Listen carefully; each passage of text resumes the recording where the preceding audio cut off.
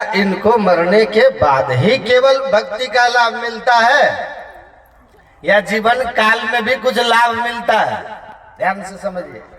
आजाद शत्रु को भगवान बुद्ध ने कहा कि सुनो राजन, आपकी सेवा में कितने सेवक हैं?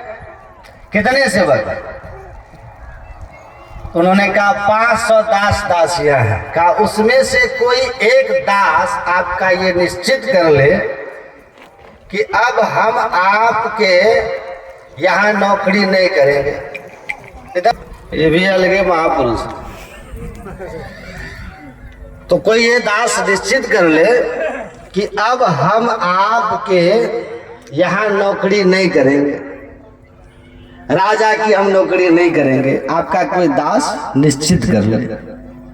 जाकर गंडक नदी के तट पे बैठ जाए और कहे अब केवल और केवल मैं मोक्ष का साधन करूंगा, ध्यान करूंगा, और कब ये राम पद पंकज ने अब केवल परमात्मा की भक्ति करूंगा और कुछ नहीं करूंगा, किसी राजा की सेवा मैं नहीं करूंगा, मोक्ष का साधन करूंगा, ध्यान करूंगा, साधना में वो लग जाए। क्या आप उसके साथ जबरदस्ती करोगे कि तुम मेरे गुलाम हो, दास हो, नौकर हो, तुमको हमारी सेवा करनी होगी, भगवत भक्ति नहीं करने देंगे?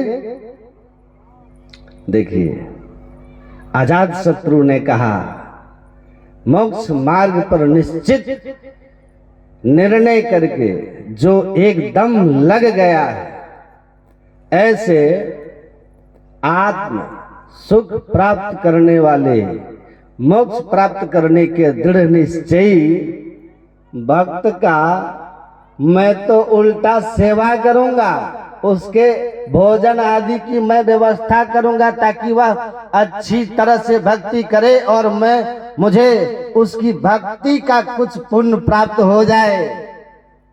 तब भगवान बुद्ध ने कहा, हे राजन, तब मानते हो ना कि जो तुम्हारा नौकर है, अगर वह भगवान का नौकर होना स्वीकार कर ले, मतलब मोक्ष मार्गी होना तय करके मोक्ष मार्ग पर लग जाए, तो तुम राजा होकर के उसकी सेवा में लग जाओगे।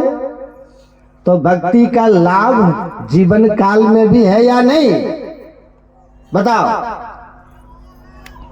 तो तुलसीदास या सूरदास जो कहते हैं कि हरि का भजन करे जो कोई, सूर नीच से ऊंच सो होई। अब देखिए क्या महिमा है भक्ति की। भक्ति का प्रत्यक्ष प्रभाव देखिए आप। मरने के बाद का प्रभाव तो सो जाने जो पावे। लेकिन पूज्यपाद महर्षि दल बहादुर परमहंस जी महाराज को आप लोग जानते होंगे। बड़े एक दिन कोई आदमी उनके आश्रम में बासमती चावल लाके महंगा वाला बना था, तो बासमती चावल बहुत महंगा कोई लाके दिया था, वो बना था आश्रम में। एक बगल के स्टेशन मास्टर थे, जैसा मैंने सुना है, थोड़े से भीतर से दूसरे टाइप कैटेगरी के थे। वो बासमती चावल का जो सुगंध फैला ना आश्रम में, तो वो क्या कहते हैं, टीटी जी, वो कहते हैं कि अरे महाराज, आप लोग बासमती चावल खाते हैं, काम धंधा कुछ नहीं है, बासमती चावल। हम स्टेशन मास्टर हैं, साधारण चावल खाते हैं। उस समय 10-12 रुपया वाला काफी था। आप इतना महंगा 35 रुपया किलो का बासमती, में आज से बहुत पहले की बात कर रहा हूँ, 1988 ईस्वी की, हम उस समय की बात है। आप बासमती खाते हैं? पूज्य बाबा ने कहा, सुनो सुनो, तुम नीचे वाले सरकार के सेवक हो तो 15 रुपया वाला खाते हो। हम उस सरकार के सेवक हैं जो जब सृष्टि नहीं थी तब भी था, अब भी है, और जब सृष्टि नहीं रहेगी तब भी रहेंगे। उस सर्वशक्तिमान सरकार के हम सेवक हैं। भक्ति करना सेवा करना ही है ना। सेवा किसको कहते हैं? भक्ति किसको कहते हैं? सेवा को। तो हम उसके भक्त हैं, उसके सेवक हैं। हम 35 रुपया का खा रहे हैं ना, तो बहुत कम का खा रहे हैं। और सुनो, जानोगे कैसे कि भगवान की भक्ति में लगे हुए भक्त की महिमा क्या होती है। बाड़ी ना झाड़ी है, गोभी के तरकारी। सुन रहे थे ना, एकदम से वो आदमी चुप हो गया, चुप हो गया। तो संसार में भी सुख मिलता है भक्ति करने से, मान सम्मान भी मिलता है, जस कीर्ति सब कुछ मिलता है। और जो सबसे बढ़कर के है वह है आत्म सुख, सच्चा सुख, जिसको पाना हम सबके जीवन का लक्ष्य है, जीवन का लक्ष्य है। और यह बिना हरि भक्ति के नहीं होगी। सब असंभव काम संभव हो जाए, ये संभव नहीं होगा। सुन रहे थे ना पाठ में, असंभव, सब असंभव संभव, all impossible are possible, but without the devotion of God a person can be happy in his life. This is impossible. सारा संभव संभव, लेकिन बिना हरि भक्ति के सुख पा लेना यह संभव, कभी ये संभव नहीं हो सकता, ये संभव नहीं हो सकता। तो संत महापुरुष एक मत होकर कहते हैं कि परमात्मा की भक्ति कीजिए। और गोस्वामी तुलसीदास जी कहते हैं, जेहि मार्ग सुक्ति साध लखावा, सोई मग चलत सबे सुख पावा। पाइए सुख हरि कृपा संसार आशा तजी रहे, सपन हूं नहीं दुख दोष दर्शन बात कोटि को कहे। जो महापुरुषों ने राह बताया है, सदग्रंथों ने राह बताया है ईश्वर भक्ति का, उस राह पर चलिएगा तो सदा का सुख पाइएगा। और अगर संत महापुरुषों के आदेश और उपदेश के अनुकूल नहीं चले तो सुख सपने हो नहीं, स्वप्न में भी डरिएगा, स्वप्न भी दुख ही देखिएगा।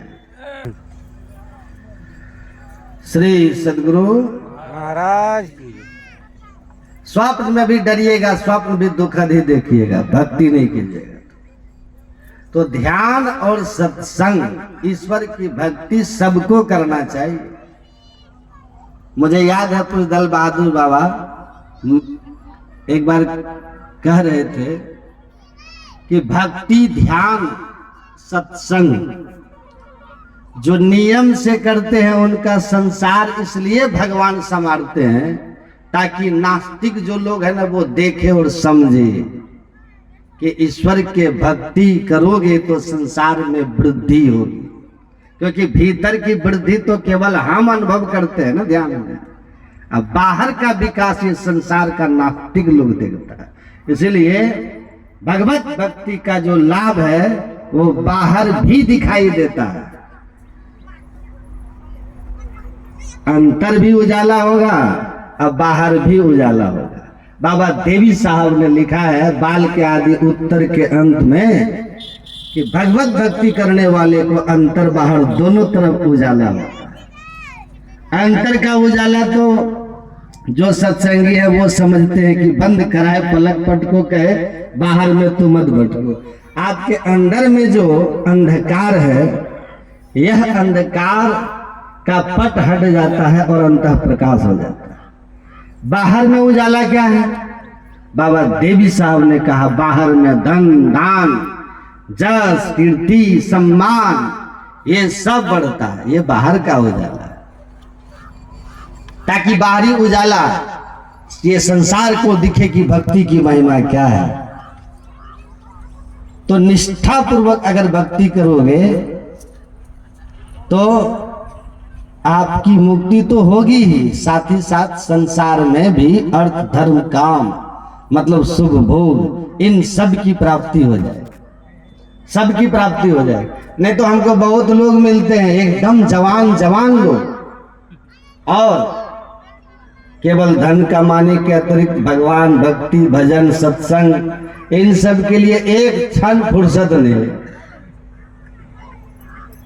और स्थिति पता है उनकी ऐसी है कि उनके पास धन तो बहुत है लेकिन भोग के नाम पर शुगर कभी भी 200 से नीचे जाता ही नहीं। अब जिसका शुगर लेवल 200 से नीचे नहीं जाएगा उसके जीवन में भोग रह गया कुछ? बताओ है? किसी भी 5 स्टार होटल के पार्टी में वो सप्ताह में 2 दिन जाता है, क्योंकि उनके तो मित्र भी वही है 5 स्टार वाला आइटम है 5 स्टार होटल में जिसमें शुगर नहीं बढ़े, डरा डरा सा रहता है। क्या है उसको बताइए। ध्यान भजन नियम से कीजिएगा ना तो आप ये जान लीजिए, सत्संग ठीक ठीक रोज आप कीजिए, आपकी बुद्धि विवेकवती रहेगी, समस्याएं जीवन में आएगी, घबराइएगा नहीं, क्योंकि विवेकी आदमी अपनी समस्या का समाधान शांति से स्वयं ढूंढ लेता।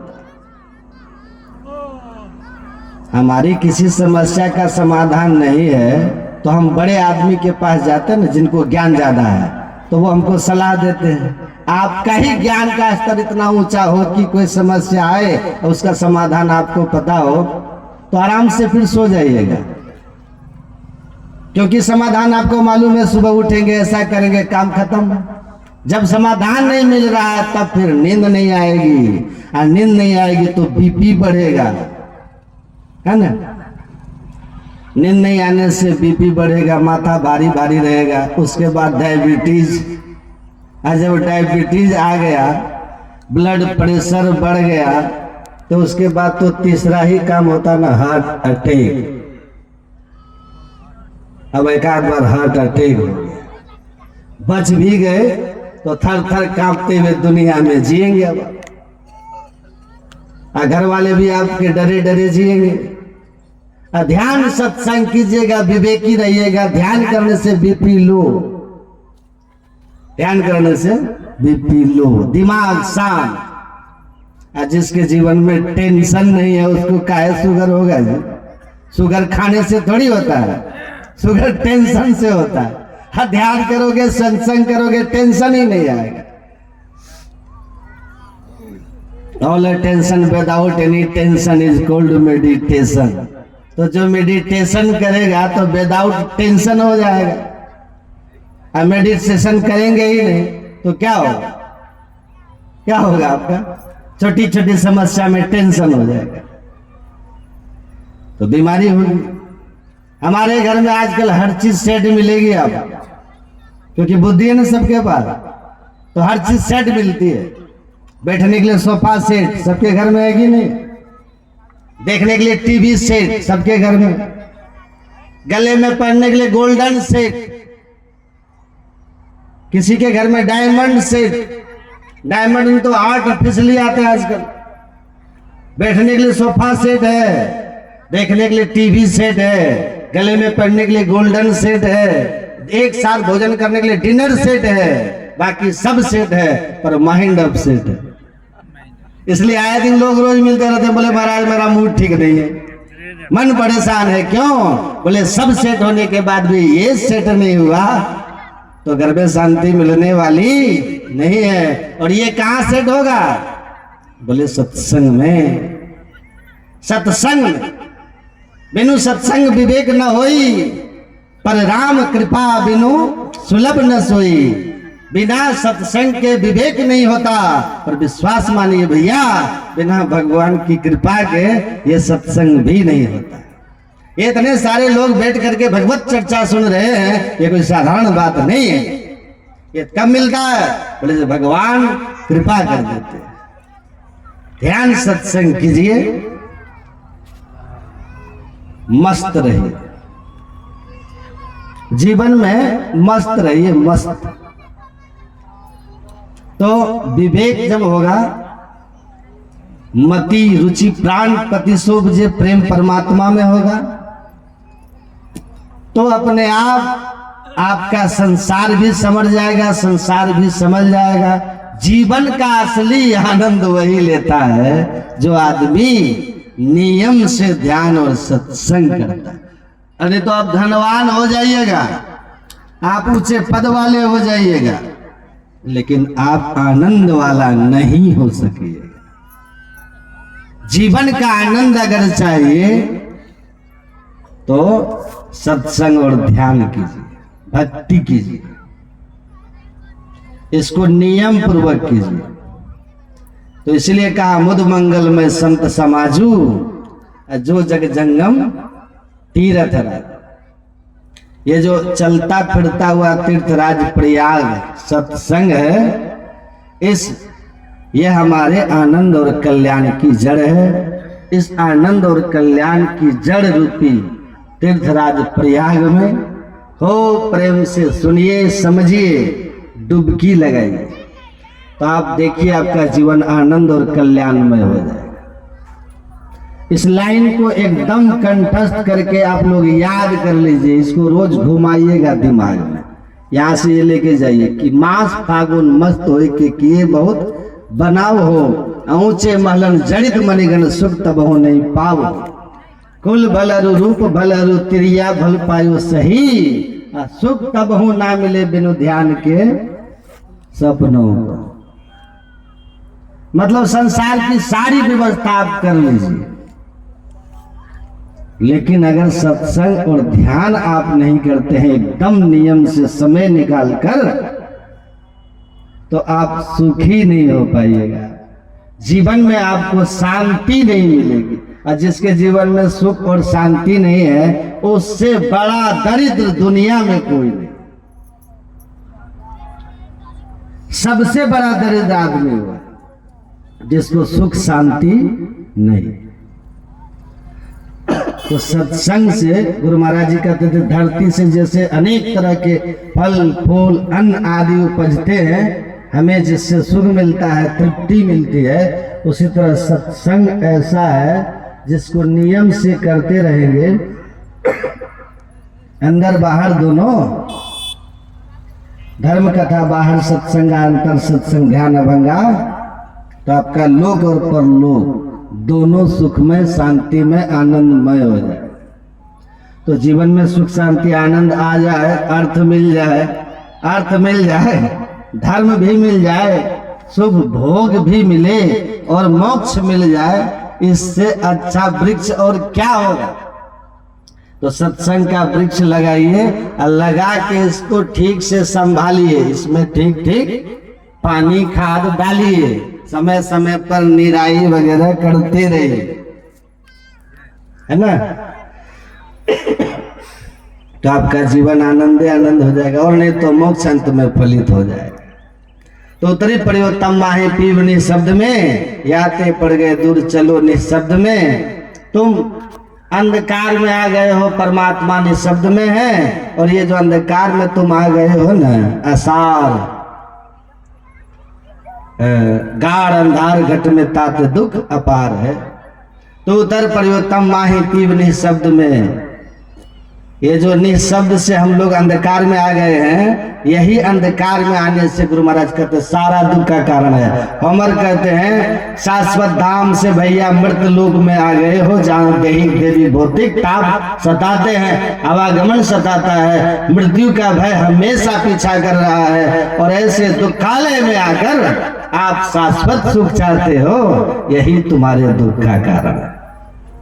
अज्ञानता तुम्हारी यही है कि तुम भाग रहे हो उसके पीछे, जो मृगवारी सब ही प्रपंचनीय, सब मृगवारी की तरह भागते रहो, ये मिलते जाएंगे और वासनाएं कामनाएं जगती जाएंगी, सुख दूर दूर रह जाएगा और संध्या हो जाएगी, जीवन का मृत्यु सामने खड़ा खींच के जमदूत लेके चला जाएगा, सुख शांति से दूर ही रह जाओगे। तो शाश्वत सुख शांति और आनंद के धाम से दुख की नगरी अंधकार में आ गए हो, यही तुम्हारे दुख का कारण है। इसलिए जरा इस अंधकार से ऊपर उठिए, चलिए उस ओर चलिए। गुरु महाराज कहते हैं ब्रह्म को तोड़ो, धन क्या गिने निज तन सहाय, तुम हंसा एक का, आयाते उठो सतगुरु गुरु हेरो करी है सहाय अनेका। इसलिए गुरु महाराज कहते हैं उठो जागो, उत्तिष्ठता जागृता प्राप्य वरानि बोधता क्षरस धारा निष्ठा दुरतया दुर्गम पतस्तत् कवियो वदन्ति।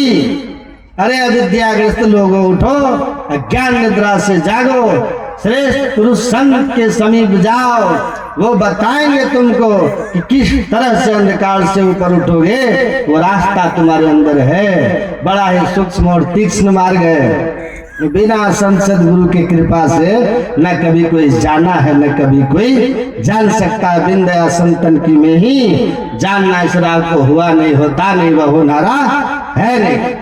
इसीलिए उठिए, सत्य नाम धुन राम सार सो गुरु नाम पूर्ण कामा हो। अपरख सूरत से नाम निर्मल वह लेहु में ही विश्रामा हो। एक आदमी बैठा हुआ था, पेड़ के नीचे बैठा हुआ था, घड़ा बहुत सारा लेके बेचने। बैठे बैठे घड़ा बेच रहा था, कुछ बिका और कुछ नहीं बिका। गर्मी का समय था, पेड़ के नीचे ठंडी हवा चलने लगी तो वो सो गया घड़ा बेचने वाला। उधर से एक आदमी कार लेके आया, उसको इच्छा हुआ घड़े का जल पीना चाहिए। फ्रिज का जल बीमारी का कारण होता है, घड़े का जल स्वास्थ्य के लिए भी ठीक होता है। सोचा एक घड़ा ले लो।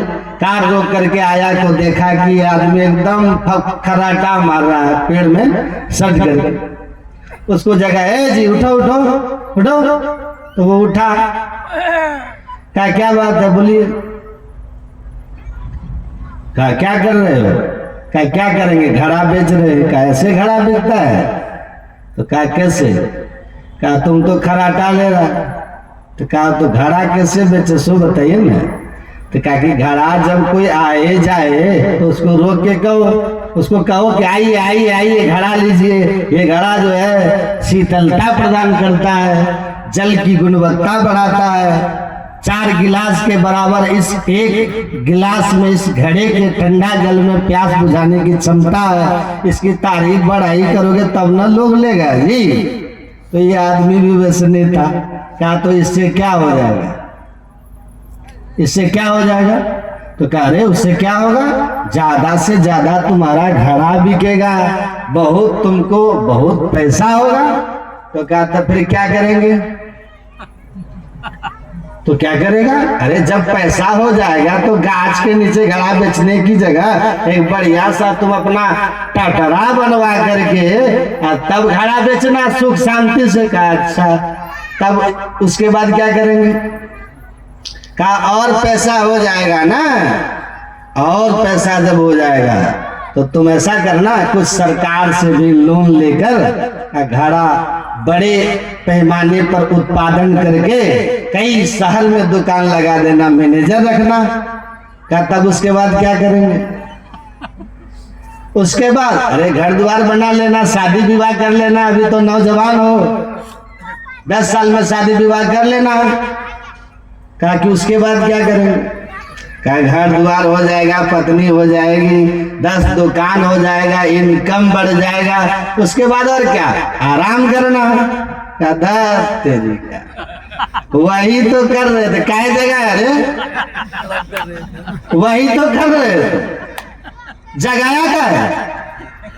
जो काम अभी इसी वक्त पेड़ में बैठ के हो सकता है, उसके लिए तुम इतना तामझाम कर दिया, इतना तामझाम कि ये कर लो, वह कर लो, दुकान बना लो, 10 दुकान हो जाएगा, कर्जा ले लेना, लोन लेके ये कर लेना, घर बना लेना, ब्याह हो जाएगा, बच्चे हो जाएंगे। आराम कर, जिसको आराम करना अभी कर लिया, नहीं तो फिर कभी नहीं, कभी नहीं। गुरु महाराज कहते हैं विश्राम, आराम ऐसे होगा। अरे आराम चाहिए तो कौन? राम। जीवन में राम आ गए, आराम आ गए। राम जीवन में आने चाहिए। भगवान राम की मूर्ति आने से काम नहीं चलेगा। राम आए, राम, वो राम। कौन राम? जो सबके अंदर में रमन करने वाला, जो सब जगह रहने वाला, उस सर्वव्यापक राम पास खड़ा और नजर न आवे, ऐसा राम हमारा है रे। है घट में घट की सब जाने, रहे खलक से न्यारा है। मेहंदी में लाली, दूध घी में, फूल में बास समान, सब में व्यापक सबते न्यारा। सब घट एक ही राम हो, राम राम। ऐसे सर्वव्यापक राम जब आपके भीतर प्रकट हो जाएंगे, आपके जीवन में आ जाएंगे, तो गुरु महाराज कहते हैं फिर लोहो में ही विश्राम। परम विश्राम, मैं तो ठहर गया। बोला तू कब ठहरेगा? बुद्ध कहते हैं ठहर गया मतलब जन्म मरण के चक्र से छूटकर शाश्वत धाम में एक हो गया, स्थिर हो गया। सरिता जल जल मह जाई, हो अचल जिमी जीव हरि पाई। परमात्मा को पाकर एकदम अचल हो गया, जैसे नदी का जल प्रशांत महासागर में मिलकर शांत हो गया।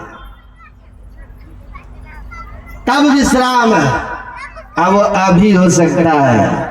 उसके लिए धन दौलत पद प्रतिष्ठा इतना कुछ आडंबर रचने की कोई जरूरत नहीं है। अधिकांश लोग यही आपको उपदेश करेंगे कि ऐसा ऐसा कर लो, ऐसा कर लो, सब हो जाएगा ना, फिर जीवन में आराम का कभी नहीं होगा। आनंद चाहिए, आराम चाहिए तो अंतर्मुखी वृत्ति वाला बनिए। आनंद चाहिए तो ध्यान कीजिए, आनंद चाहिए तो विषयों की ओर से अपने अपने वृत्ति को मोड़ो, तब आनंद अभी इसी क्षण यही आनंद हो जाए। नहीं तो घूमते रहो, कोई ध्यावत है मथुरा नगरी, कोई जाए बनारस वास करे। जब व्यापक तत्व पहचान लिया तो ब्रह्म का भंडा फोड़ दिया। ऐसी गुरुदेव करी कृपा, मेरे मोह का बंधन तोड़ दिया। सदगुरु मिले, कहा कहीं बाहर जाने की जरूरत नहीं है, जो कुछ मिले सो मिले दिले बिच हेरना। निज तन में खोज सज्जन, बाहर में खोजना, अपने ही घट में हरि है, अपने में खोजना। देव को पूछ के हिंदू मर गए, तुरक मरे हज जाई, जटा बढ़ा के जोगी मर गए, इनमें किन्हों न मुक्ति पाई। जोग जुगति करी जो कोई जाने, खोजे आप शरीरा, इनकी मुक्ति संशय नाही कहत जुला कबीरा। ये संत बताते हैं, खोजने की युक्ति देते हैं, कहते हैं शांति आनंद तुम्हारे अंदर है। वह परमात्मा सर्वत्र होने के कारण तुम्हारे अंदर में भी, इसलिए अपने में खोजो। इस अंधकार से जरा परे उठो, तम सह परस्तात्, उस तमस से जरा ऊपर उठिए, प्रकाश में जाओगे। प्रकाश में जाते ही आनंद की वर्षा शुरू हो जाए। उस वर्षा में स्नान करते हुए, शब्द की धार में खिंचते हुए, मीन सूरत धार इधर भाठा से सिरा चढ़ी रही। मीन रूपी मछली रूपी सूरत उस शब्द की धार को पकड़ करके पिंड से ब्रह्मांड, ब्रह्मांड से ऊपर की ओर उठती हुई निःशब्दम परमम पदम में जाकर के परमात्मा में एक मेघ हो जाएगा और आपका कल्याण हो जाएगा। ये भेद बिना गुरु के कोई नहीं बता सकता। इस सूक्ष्म मार्ग का ज्ञान बिना पूरे और सच्चे सदगुरु के कोई नहीं बता सकता। इसीलिए गुरु महाराज कहते हैं, ईश्वर देव पितर परिजन सो होत नहीं है उपकार, यह होवत गुरु से ही में ही गुरु की अमित बलिहार। तो पूरे और सच्चे सदगुरु जीवन में जब मिलते हैं तो हमको अंतर की साधना बताते हैं, अंतर साधना बताते हैं। जो शिष्य सदाचार में रहकर इस मर्म को ठीक ठीक सत्संग करके समझ लेता है कि शांति का पद प्राप्ति करना जीवन का परम उद्देश्य है, और वह शांति पद परमात्मा पद पाने के बाद ही जीवन में हम सुख शांति पा सकते हैं। अब बाकी धन पद प्रतिष्ठा सपन है सारा, अंत ना आवे कामा। और ये तब तक है जब तक कि घट में तेरे घोर अंधेरा। इसलिए अंधकार से ऊपर उठिए, प्रकाश में चलिए, प्रकाश से ऊपर उठिए, शब्द से निःशब्द की यात्रा कीजिए, तभी सुख शांति और आनंद आएगा। आने तो बस तैयारी करते रहिएगा, नए नए गुरुजी मिलते रहेंगे, सलाह देते रहेंगे कि एक महला से ठीक नहीं है, 2 महला बनाइए, हवादार हो जाएगा तब आनंद आएगा। बनाते रहो 2 महला, आनंद झोपड़ी में आ जाएगा जब भजनानंदी हो जाओगे। नहीं तो ऊंचे से ऊंचे महल भी बना लोगे, तब भी जीवन में दुख लगा रहेगा, दुख लगा रहेगा। इसीलिए संतों ने शांति के पद को साधन करके अपने अंदर में ही उपलब्ध किया और संसार को उपदेश दिया कि सुख शांति आनंद अगर चाहते हो तो बाहर कहीं जाने की जरूरत नहीं है, सदगुरु की सदयुक्ति से अपने अंदर में ही खोजो, वह शांति का पद उपलब्ध हो जाएगा। तब तुम परम विश्रांति को प्राप्त कर लोगे, मुक्ति को प्राप्त कर लोगे। वह शांति जो आनंदमय है, शाश्वत है, मैं कैसे पाऊंगा? कहा उसको पाने के लिए बस एक ही काम करना है। क्या वो काम क्या है? तो उसकी शर्त यही है कि बंद नेत्र वाला होकर के अपने युगल दृष्टि की धारों को एक बिंदुता पर केंद्रित कर दीजिए। जैसे युगल दृष्टि की धारें केंद्रित होगी दृष्टि योग में, आप सफल हो जाएंगे। बिंदु ध्यान में आपकी सफलता हो जाएगी, अंधकार फट जाएगा, अंतः प्रकाश हो जाएगा, और वो रास्ता जो अनंत सुख के सागर की ओर जाता है, शांति और आनंद की ओर जाता है, खुल जाएगा और जीवन में सुख शांति और आनंद आना शुरू हो जाएगा। तो वहीं पर केंद्रित हो जाओ। इसलिए कहा ब्रह्म पीयूष मधुर शीतल पै जो मन रस हो पावे, तो कत मृद जगल रूप विषय कारण निशिवासर धावे। तुलसीदास जी कहते हैं, अरे सुनो, ये मृग तृष्णा के पीछे तब तक मन भागता रहेगा, विषय की ओर मन तब तक भागता रहेगा जब तक इसको ब्रह्म पीयूष की प्राप्ति न हो जाए। ब्रह्म पीयूष जब तक नहीं मिला तब तक विषय की ओर भागेगा। आज जिस दिन ब्रह्म पीयूष मिल गया, हंसा पायो मान सरोवर ताल तलैया क्यों डोले, तेरा साहब है घट भीतर बाहर नैना क्यों खोले। जिस हंस को मान सरोवर मिल जाएगा वो गंदे नाले में क्यों जाएगा। उसी तरह जिसको अपने अंदर में परमात्मी सुख, ब्रह्म पीयूष जो अपने अंदर में अंतर ज्योति अंतर नाद के रूप में है, जो सुख मन के झीना नाल से अमृत की धारा बह रही, गुरु महाराज कहते वो अमृत की धारा जो सुषुम्ना से गुजर बह रहा है, टपक रहा है, जिसको मिल जाए तो बाहर भागना छोड़ देगा। जब तक ब्रह्म पीयूष नहीं मिला तब तक तो भागते ही रहोगे। इसलिए इस ब्रह्म पीयूष को पाने का यत्न जानिए। गुरु महाराज ने कहा, सुनो सुनो, नौकते सफेद सन्मुख झलके झला जली, असहरग में नजर थिर करता जो मन की चन चली। संतों ने कही शांति की राह असली, अशांति को जो चाहता तज और जो नकली। अब इससे स्पष्ट तो नहीं कहा जा सकता है और जो नकली। गुरु महाराज कहते हैं शांति सुख प्राप्त होगा, आनंद प्राप्त होगा, मुक्ति प्राप्त होगी, ईश्वर मिलेंगे, उसके लिए सहरग में नजर थिर कर तज मन की चंचली। इसके सिवा बाकी सब नकली। असली भेद यही है। ईड़ा पिंगला ऊपर पहुंचे सुखमन पाठ घारा भया जी हरि रस पी मतवारा। अवश्य इस अवस्था में आने के लिए पहले मंत्र जप इष्ट रूप का ध्यान करके चित्त शुद्ध किया जाता है।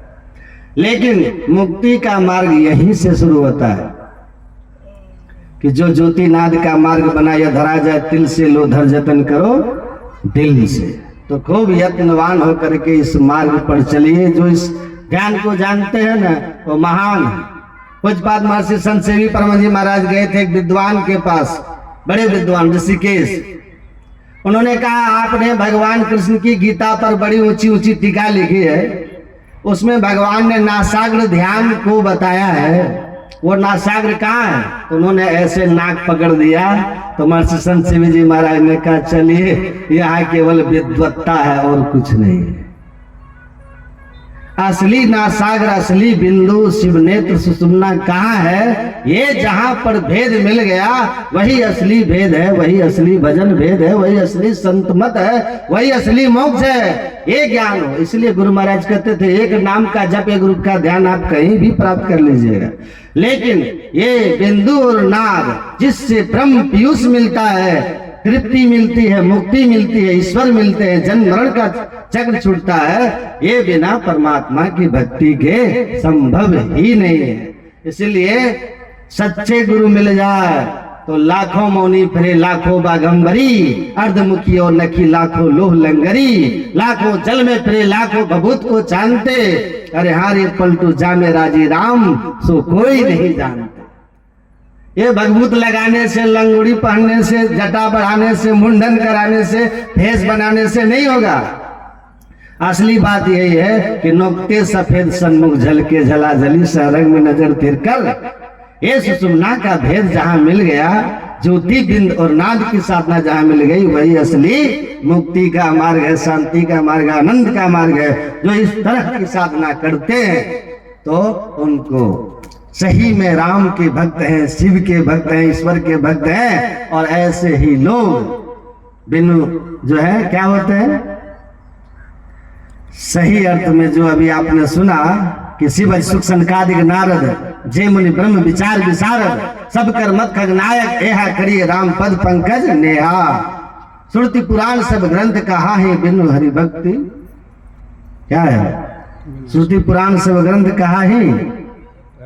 जब तक ऐसी भक्ति जो करेंगे वही सच्चे में ईश्वर भक्ति है, और इसी मार्ग से चलकर सही में सुख आएगा।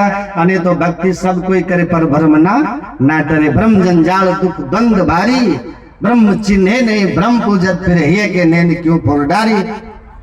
कोई मन में भ्रम आए तो इसको आप लोग याद रखिएगा कि पानी के मथने से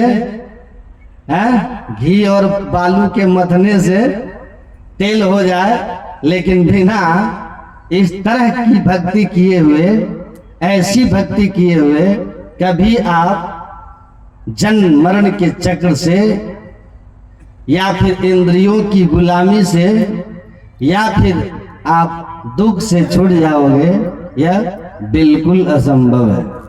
यह हो ही नहीं सकता, यह असंभव है। सब असंभव संभव, लेकिन यह संभव है। इसके लिए भक्ति करना, यह संभव नहीं हो सकता। तो संत महापुरुष एक मत होकर के यही समझाते हैं कि परमात्मा की भक्ति कीजिए। और गोस्वामी तुलसीदास जी कहते हैं, जही मार्ग श्रुति साधु लखावा तेही मग चलत सबे सुख पावा। थोड़ा मन के बढ़े हुए एक आदमी थे, मतलब 3-4 लड़के थे आलसी टाइप के, थोड़ा मन के बढ़े हुए, सड़क के किनारे खड़े थे। 2 किलोमीटर पर रेलवे स्टेशन था, बस रोकना चाह रहे थे, बस रोकवाना चाहते थे। बस पे चढ़ के स्टेशन चले जाएंगे, 2 किलोमीटर में था, उनके पास समय भी बहुत था। एक महात्मा जी उधर से ही गुजर रहे थे, तो महात्मा जी ने कहा कि देख रहे हैं तुम लोग बस रोकवा रहे हो, कहाँ जाना है? कहा रेलवे स्टेशन जाना है। कहा रेलवे स्टेशन तो पास में ही है, आराम से टहलते टहलते चले जाओगे, चलो हम भी जा रहे हैं। तो उन्होंने कहा, तीनों ने, कि आपके तरह हम लोग बेवकूफ हैं। सड़क है, रोड है, व्यवस्था है बस की, गाड़ी यातायात की, तो पैदल क्यों जाए? तो महात्मा जी ने कहा कि बात बेवकूफ़ी की नहीं है, बात ये है, ऐसा है कि यहाँ कोई बस वाला रोकेगा नहीं, स्टॉप भी नहीं है, और उनको पता है कि तुम नौजुवक हो, तुम लोग 2 किलोमीटर पे उतर जाओगे, पैसा भी नहीं दोगे, तो रोकेगा कि?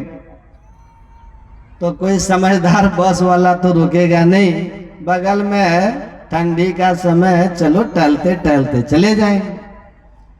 वो महात्मा जी को ही फटकारने लगा। लोग फटकार ही देते हैं ना लोग, जाइए ना, आपसे सलाह मांग रहे हैं क्या, आप अपना जाइए, हम अपना समझेंगे, नहीं कहते? आ गए बेमतलब का उपदेश करने के लिए। और महात्मा जी अपना बोले, ठीक है भाई, हमारा काम था तुम लोगों को सही राह बताना, बता दिए, सलाह अच्छा न लगे तो मत मानो, हम चलते हैं। महात्मा जी अपना निकल लिए। अब 1 घंटे तक ये लोग प्रयास किया, कई बसें निकल गई, लेकिन कोई बस रुकी नहीं। अंतिम में क्या किया, उधर से एक कार आ रही थी खाली, केवल ड्राइवर था, और अपना मालिक को लेने स्टेशन जा रहा था। उनके मालिक ट्रेन से आने वाले थे। अब ये लड़का सब क्या किया, ये तीनों लड़के कार देख करके लेट गया सड़क पर, यहां से वहां। कार वाला अब क्या करे, कार वाला देखा कि आदमी लेटा हुआ 3 ठो, तो बेचारा रोक दिया। रोक के उतरा, पूछा क्यों लेटे हो तुम लोग? क्यों रोका हमारी गाड़ी? कहा रोके नहीं तो क्या करें, हमको स्टेशन जाना है, 1 घंटा से हाथ दे रहे, कोई बस नहीं रुक रही। तो हम लोगों ने बुद्धि लगाया, छोटी गाड़ी देखी, लेट गए। ड्राइवर का अच्छा ठीक है, स्टेशन जाना है, लेट गए हो तो चलो, हम मालिक को लेने जा रहे हैं, छोड़ देंगे। तैयार हो गया तीनों, ड्राइवर भी तैयार हो गया बैठाने के लिए। गाड़ी स्टार्ट किया, स्टार्ट नहीं हुआ, ड्राइवर जानबूझ के किया। उसके बाद कहा कि देखो ऐसा है कि गाड़ी स्टार्ट नहीं हो रही है, अचानक बंद करने से ना कभी कभी ऐसा हो जाता है, तो थोड़ा देर तक तुम लोग पीछे जाके धक्का दो, पीछे उतर के तो स्टार्ट हो जाएगा। तीनों को उतार दिया, कहा पीछे जाओ, धक्का मारो। तीनों गया, धक्का मारना शुरू किया। धक्का मारकर कुछ दूर 10-12 फीट गया, 20 फीट गया, तो ड्राइवर जो था थोड़ा चाबी घुमाया, हिंग क्रिंग किया।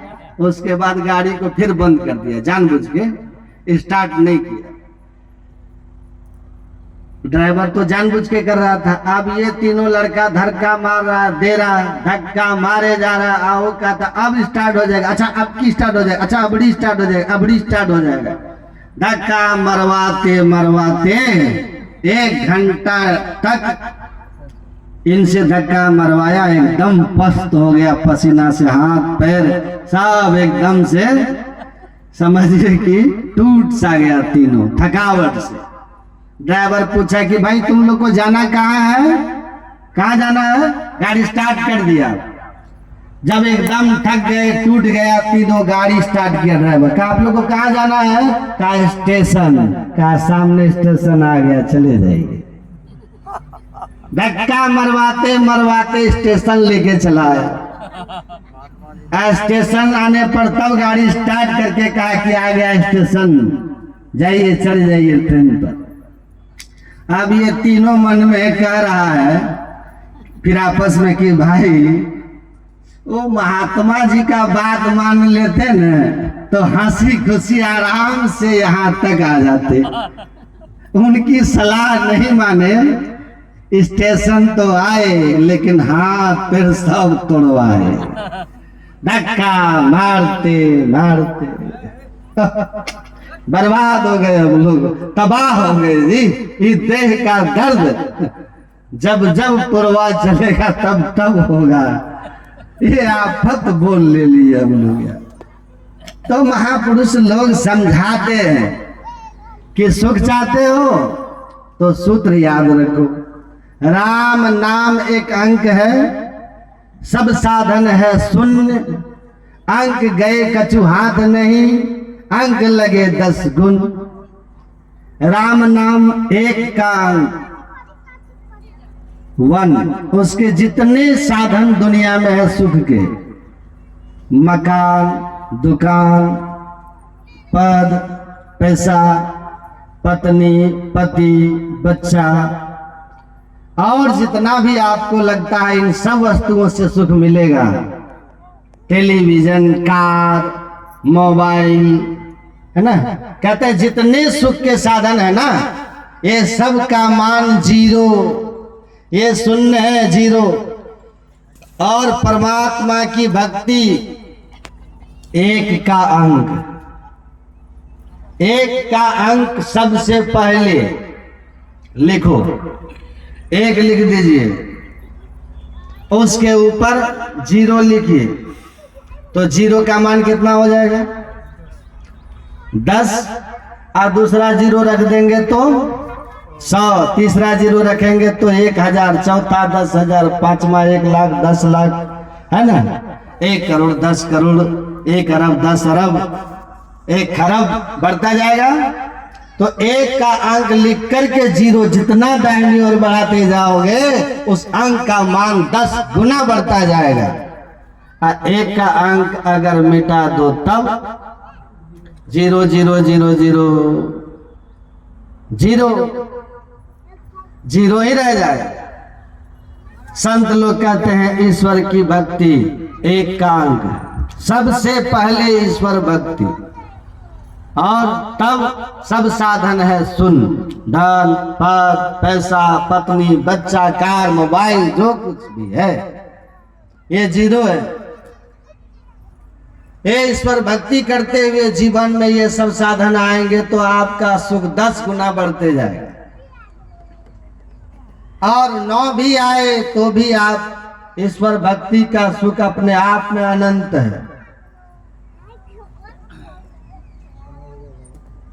परमात्मा मिलेंगे अनंत सुख मिलेगा, और जब तक नहीं मिलेंगे तो अब समय भी हो गया, बाबा को हम लोगों को यहाँ से जाना भी है। बहुत आनंद से हम लोग यहाँ पे सत्संग किए, 2 दिन से आप लोगों ने सत्संग सुना। आप सभी लोगों के ऊपर गुरु महाराज की कृपा हो, सबका शुभ मंगल हो, कल्याण हो। हम लोग का सौभाग्य है ऐसे ही महान संत सदगुरु के सानिध्य में ये हमारे श्री मनोज पंडित जी उनके द्वारा यहाँ पर कार्यक्रम आयोजित किया गया, और 2 दिनों तक बहुत ही आनंद से हम लोगों ने यहाँ सत्संग किया।